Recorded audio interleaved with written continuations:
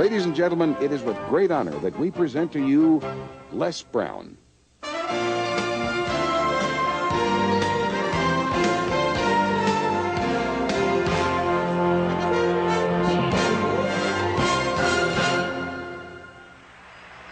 What I'd like for you to do right now, I want you to think about your dream, because I'm in a room full of dreamers.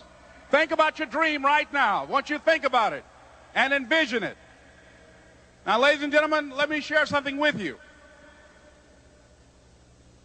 I do not believe that any of us have dreams that were not given to us for the purpose of accomplishing those particular dreams. And I want to share something with you that has changed my life. I started out, as was indicated by Jack. It's very humble beginnings. I don't know what that dream is that you have. I don't care how far-fetched it might appear to be. I don't care how disappointing it might have been as you've been working toward that dream. But here's what I know, that dream that you're holding in your mind, that it's possible. Let's say that together, please. Say, it's possible. See, sometimes we can't say, I can do that. But what we can say, that it's possible that I can have my dream as we run toward it, as we work on it day in and day out. No one, ladies and gentlemen, could have convinced me when I started out just over 6 years ago, working on my dream. And I want you to think about whatever your dream is, because I was willing to take a chance. And most people won't do that. Most of the people that you talk to try and bring them into the business, these are not risk takers. Most people have done all that they're ever going to do. They raise a family, they earn a living, and then they die. But people who are running toward their dreams, life has a special kind of meaning. And here's what I will share with you, that in the process of working on your dreams, you are going to incur a lot of disappointment, a lot of failure, a lot of pain, a lot of setbacks, a lot of defeats.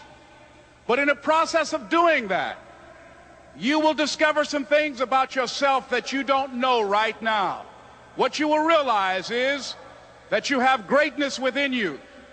What you'll realize is that you're more powerful than you can ever begin to imagine.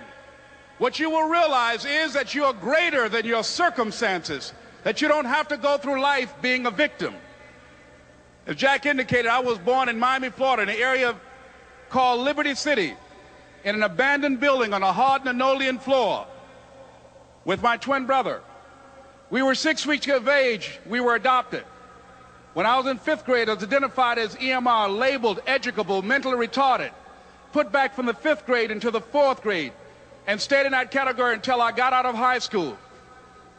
I don't have any college training, but I met a high school teacher who one day changed my life. I was waiting on another student, and when he came in, he said to me, young man, go to the board and write what I'm about to tell you. And I said, I can't do that, sir. He said, why not? I said, I'm not one of your students. He said, it doesn't matter, follow my directions now. I said, I can't do that, sir. He said, why not? I said, because I'm educable, mentally retarded. And he came from behind his desk and he looked at me. He said, don't ever say that again. Someone's opinion of you does not have to become your reality.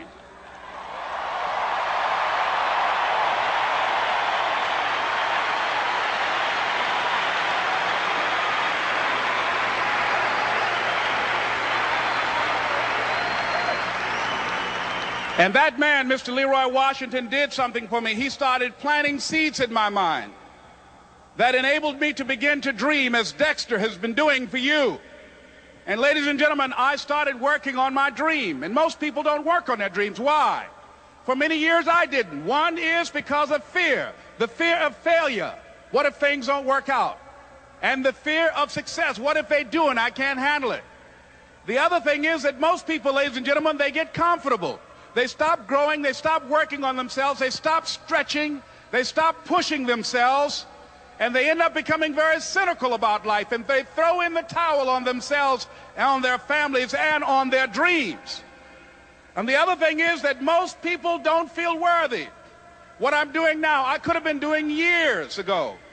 But because I did not have a college education, because I didn't believe in myself, because I allowed other people's opinion of me to control my destiny, I didn't act on my ideas.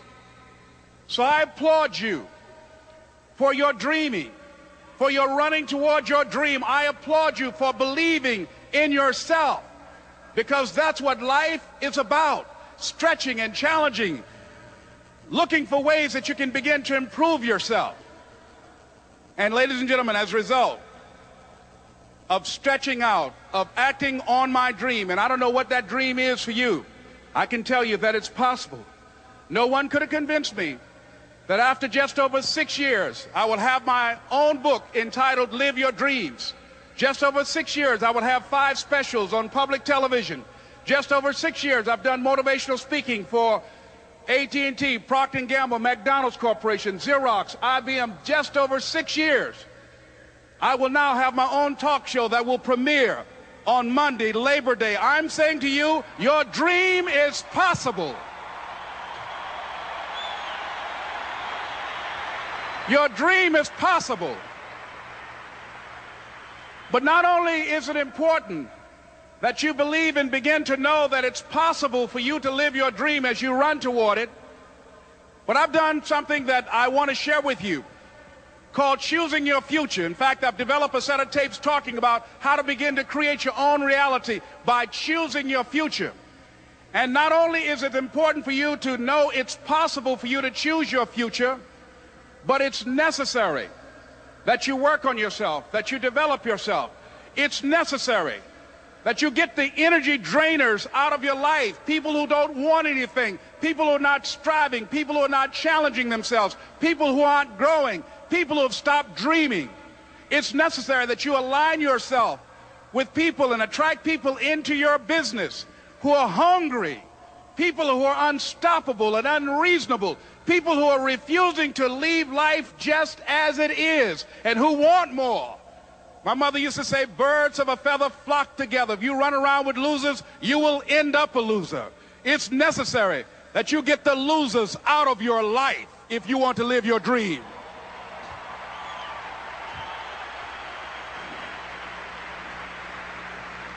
It's necessary to know that everybody won't see it, that everybody won't join you, that everybody won't have the vision. It's necessary to know that a lot of people like to complain, but they don't want to do anything about their situation, that you are an uncommon breed. You know, you have to know within yourself that I can do this. Even if no one else sees it for me, I must see it for myself. That's necessary.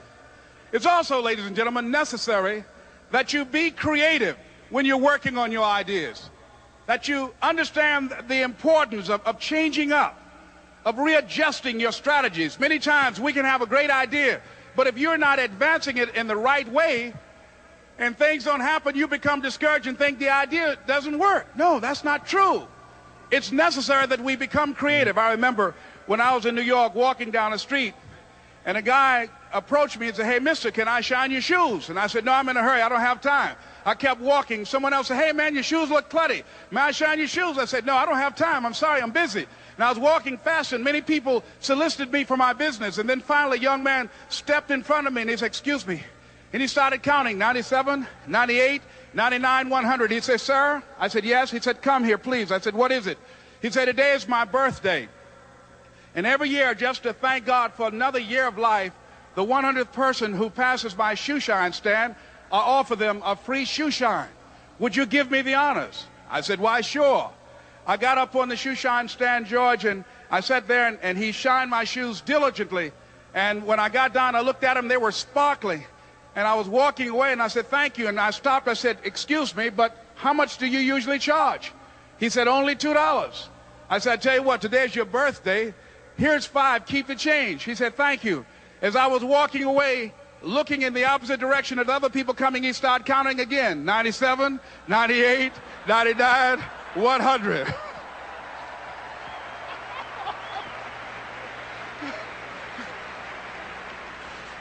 It's necessary that you be flexible, that you are always thinking of how can I improve this better. This is a customer-driven economy. It's necessary for you to always explore various ways in which you can improve the quality of service that you're providing for the people in your organization. I remember something, a major company had talked about the extra value service they were providing for their customers. And the lady who had the news conference summarized it this way. She said, it's not our intention to satisfy our customers or to please our customers. Our intention is to amaze them. It's necessary, if you're going to compete today, that you look for ways to amaze your customers by being one of those individuals that keep your commitments, that keep your word, that's relentless. It's necessary as you work with the people that you bring into your organization, that they see that you are a good example of a person to work with, because you model integrity and determination and ambition and truth and honesty and the way in which you conduct business. The next step is, that is you. That is you. That no one can do it for you but you.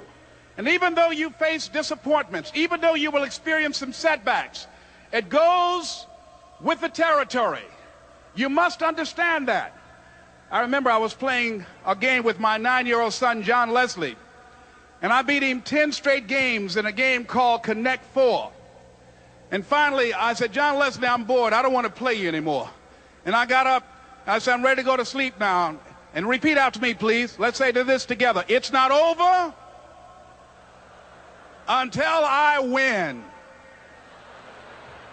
John Leslie said, no, you can't go now, Dad. I said, why? He said, it's not over until I win. That was his attitude. We sat down and we played several other games. And finally, after the 11th game, John Leslie won, and he got up and he yawned. And he said, I'm ready to go to sleep now. And I'm saying to you, what if all of us took that attitude after we face a rejection and a no, or we have a meeting and no one shows up, or somebody say, you can count on me, and they don't come through? What if we have that kind of attitude? The car's repossessed. Nobody believes in you. You've lost again and again and again. The lights are cut off, but you're still looking at your dream, reviewing it every day, and say to yourself, it's not over until I win.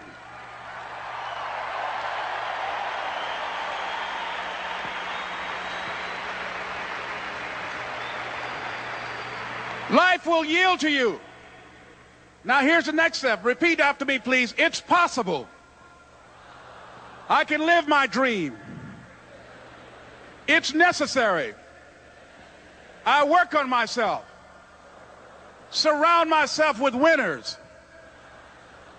Become creative. It's me. I've got to make it happen. It's not over until I win.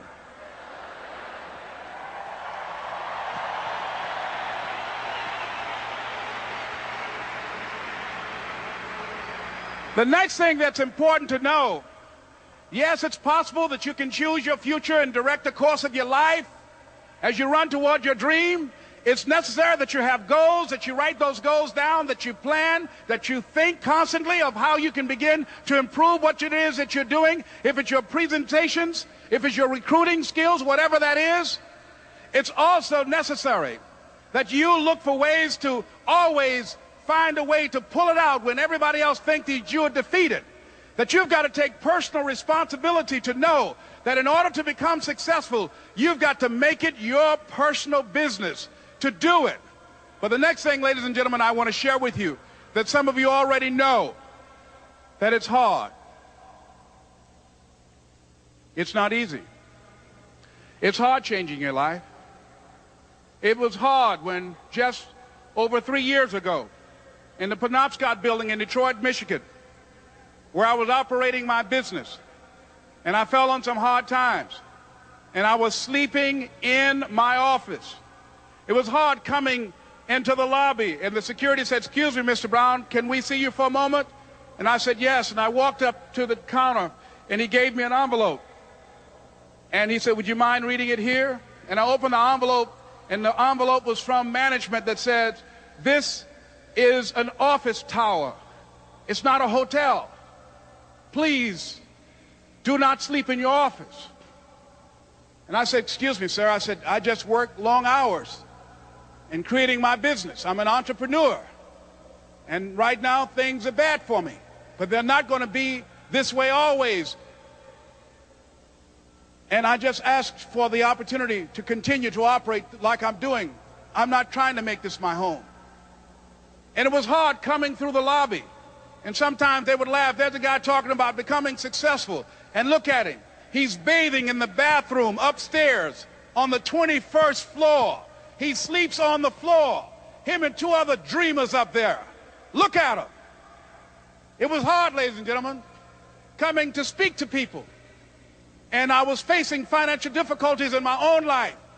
I was behind on my bills and my dreams, and I'm saying to them, you can live your dream. It was hard, ladies and gentlemen. It was very difficult to pick myself up each day believing that I could do it. There were times that I doubted myself. I said, God, why is this happening to me? I'm just trying to take care of my children and my mother. I'm not trying to steal or rob from anybody. Why did this have to happen to me? It was very hard. And here's what I want to say to you. For those of you that have experienced some hardships, don't give up on your dream. No one could have convinced me by holding on, by continuing to push forward, by continuing to run toward my dream, that one day I would have my own talk show. It's a long shot, ladies and gentlemen, from Liberty City, an abandoned building on a floor, never knowing my mother or father. It's a long shot. Being here with you today in this dome in Atlanta, it's a long shot. No college training, labeled educable, mentally retarded, but I kept running toward my dream.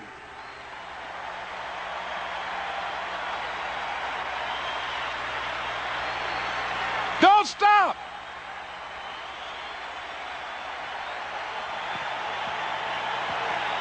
Don't stop.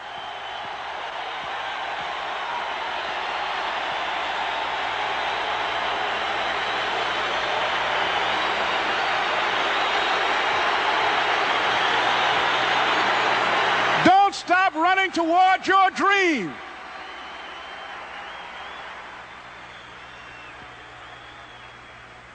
It's very important as you hold on to that dream. There are moments when you're going to doubt yourself. There are rough times are going to come, but they have not come to stay. They have come to pass. It's very important for you to know that. Don't say I'm having a bad day. Say I'm having a character building day.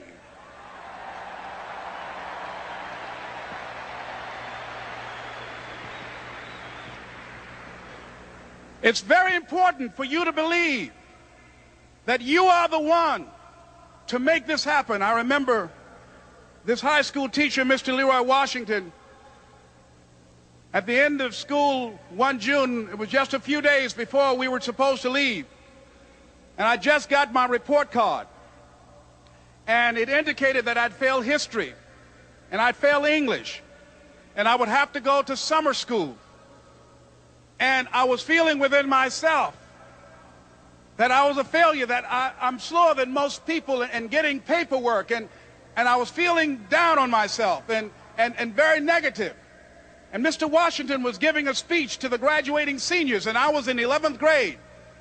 And even though I wasn't supposed to be in there, I went in there because the speech he was giving, that speech was for me.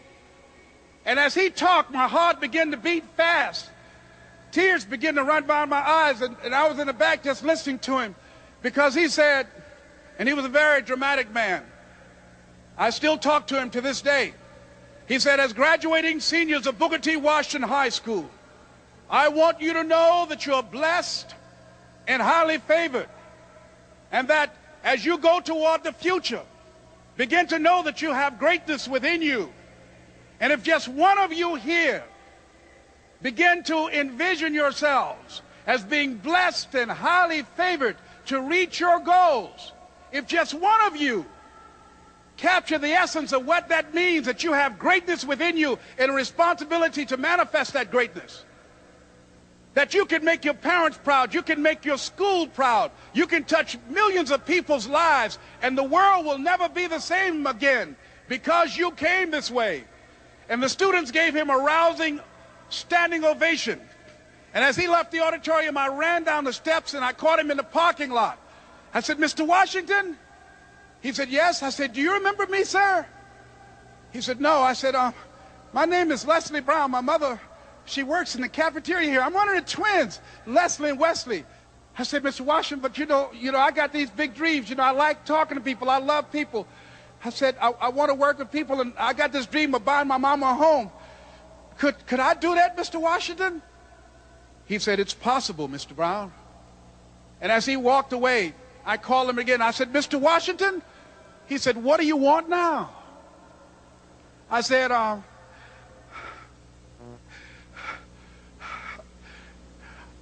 the one, sir." I said, "I'm the one. You remember me, sir. I'm Miss Mamie Brown's boy. I'm the one. I'm the one."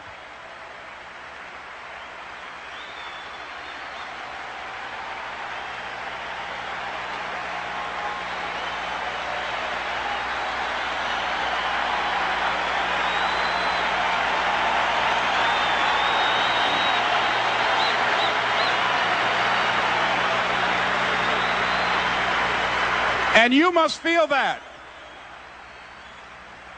that's why you're here, because you are the one.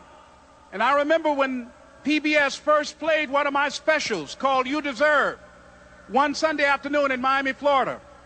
I had some friends call him to tell him to tune in.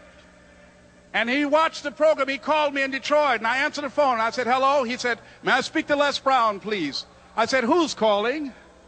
He said, "You know who this is."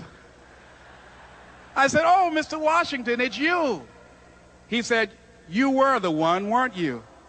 I said, "Yes, sir." He said, "And you were so crazy." I said, "I know, but I'm rich now."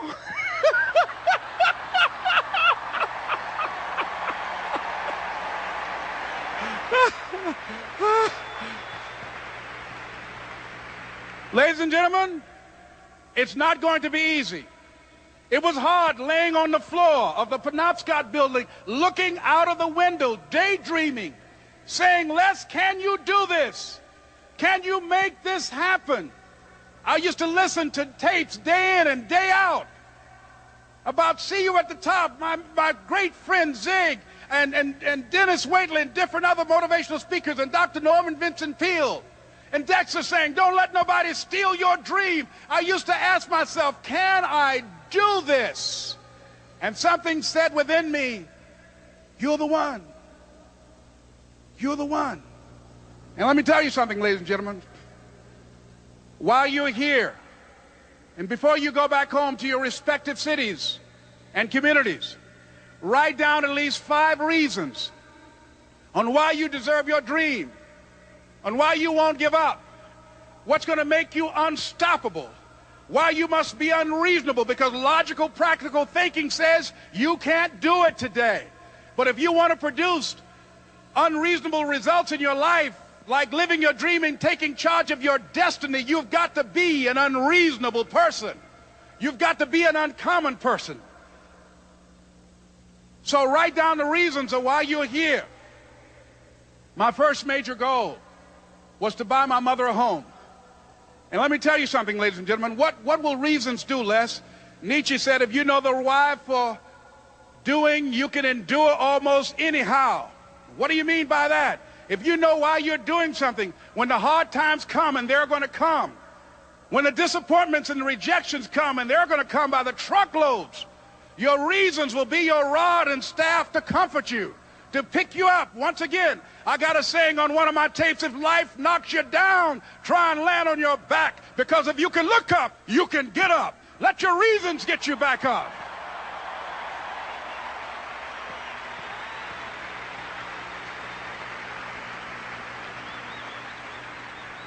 I remember when I bought the home for my mother, and she came out of the car. When I opened the door, I said, "Mom, I think I know these people in this house." That was my first major goal. And then I couldn't conceal it anymore. I said, Mom, I got this for you. And as she went from room to room, looking at the house and saying, thank you, Jesus. Thank you, Lord. No one ever could have convinced me that this could have happened to me. And she looked at me and she said, Leslie, and you caused me so much problems as a boy. You were always into stuff. She said, no one could have convinced me that day when I walked in that house and this lady was holding you and your brother. And she said, ma'am, I want you to promise me 2 things. And she said, what is it? She says, 1, promise me that you won't separate them. She said, I want them raised together. I want them to know each other. I got pregnant while my husband was away in the war, and I can't keep them.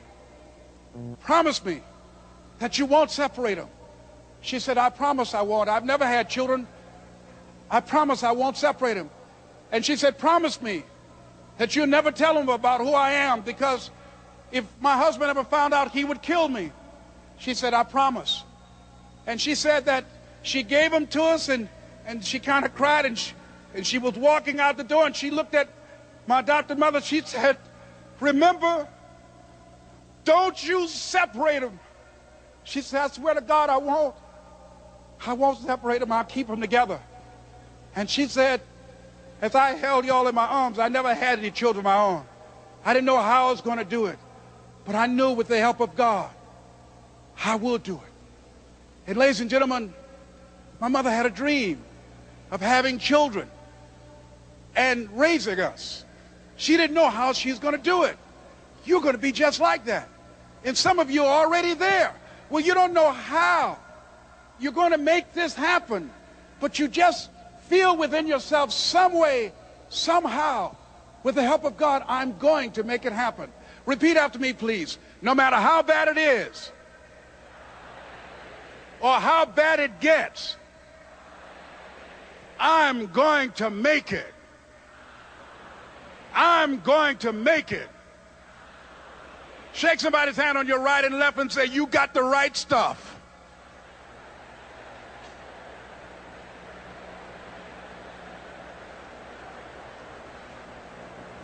So, yes, it's possible for you to live your dream.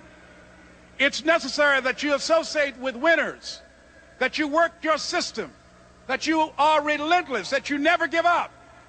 It's you. You've got to take personal responsibility. You've got to make it your personal business to make it happen. And you've got to resolve within yourself that I can do this, that it's hard. But you've got to say, I'm the one. I'm the one to make this happen. I'm the one to become successful in this business. As you work to help other people to become successful, that feeds your success. But you know it's going to be hard, but find out what will make it worth it for you. I told Mr. Washington I wanted to become a disc jockey. Someone asked me to tell this story. And he said, Les Brown, he said, if you want to do anything worthwhile in life, you've got to be hungry. And so I started working to develop myself. He said, I want you to practice every day being a disc jockey. I said, but I don't have any job now. He said, it doesn't matter. He said that it's better to be prepared for an opportunity and not have one than to have an opportunity and not be prepared. So every day I was working to develop myself. And that's what you must do. And as I was working to develop myself, I applied for a job as a disc jockey, WMB, I'm on Miami Beach. I went to a guy named Milton Butterball. I said, how you doing, Mr. Butterball? I'd like to get a job as a disc jockey. He looked at me, he said, you have any broadcast background? I said, no, sir, I don't. You have any journalism background? I said, no, sir, I don't. He said, we don't have any jobs available. I said, yes, sir. I went back to Mr. Washington and I told him. He said, don't take it personally. He said, most people are so negative, they will have to say no 7 times before they say yes. He said, go back again. So I went back again. I said, how you doing, Mr. Butterball? My name is Les Brown. He said, I know what your name is. What do you want? I said, I'd like to know whether or not you have any jobs as a disc jockey, sir. He said, didn't I just tell you yesterday we didn't have any jobs? I said, yes, sir, but I know whether or not somebody got laid off or somebody was fired, sir. He said, no one was laid off or fired. Now get on out of here. I came back the next day. Hello, Mr. Butterball. How are you? He said, fine. What do you want now?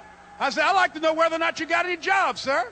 didn't I tell you the last 2 days we didn't have any jobs? I said, yes, sir, but I don't know whether or not somebody got sick or somebody died, sir. He said, no one got sick or died. Now don't come back here and throw me out again. I came back the next day like I was seeing him for the first time. I said, hello, Mr. Butterball, how are you? He looked at me with rage. He said, go get me some coffee. I said, yes, sir.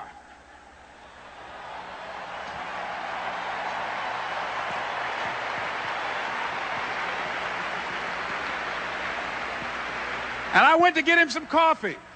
After a while, I would give their lunch and dinner, and I would go in the control rooms and take the disc jockeys their food, and I would not leave until they would ask me to leave. Then they started trusting me to pick up entertainers that came to town. Entertainers like the Four Tops and the Temptations and Dinah Ross and the Supremes. I would drive them all over Miami Beach in the disc jockeys, big long Cadillacs. I didn't have any driver's license, but I was driving like I had some.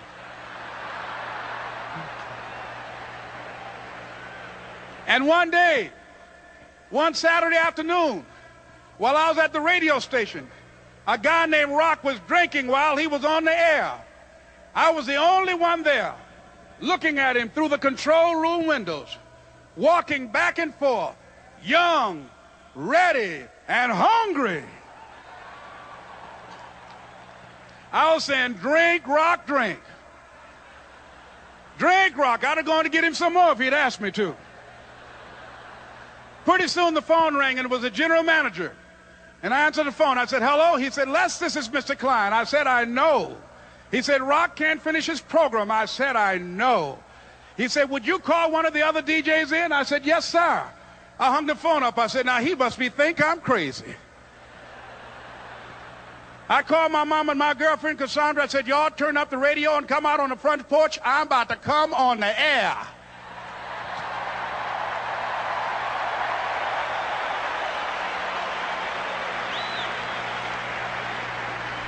I waited for about 20 minutes, and I called him back. I said, Mr. Klein, I can't find nobody. He said, young boy, do you know how to work the controls? I said, yes, sir. He said, go in there and don't say nothing here. I said, yes, sir.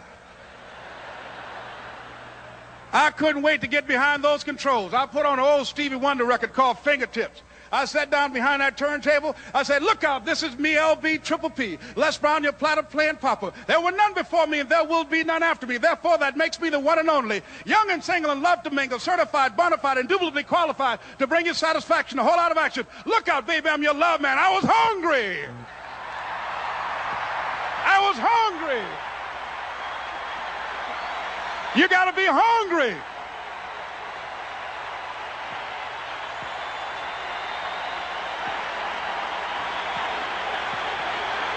You got to be hungry.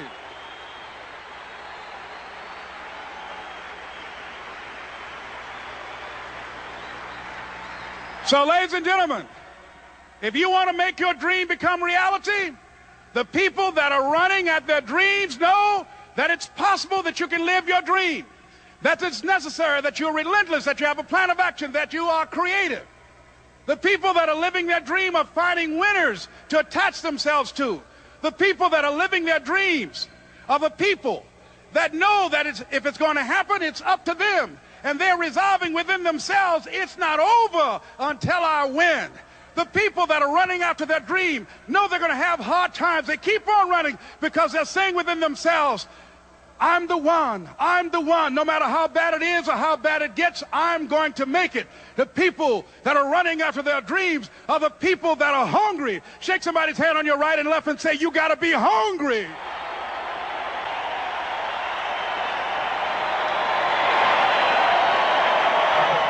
And as you run toward your dream, I want to dedicate this to you that I love very much. I want to thank Dexter and all of you. It's something that I'm known by.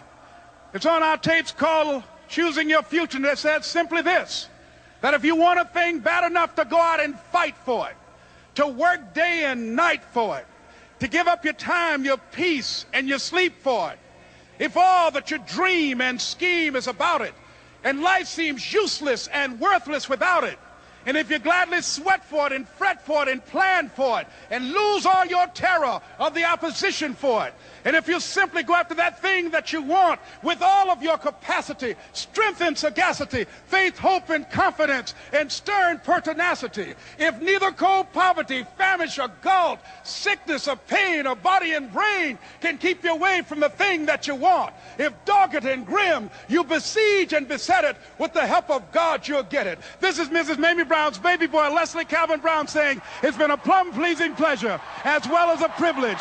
Thank you.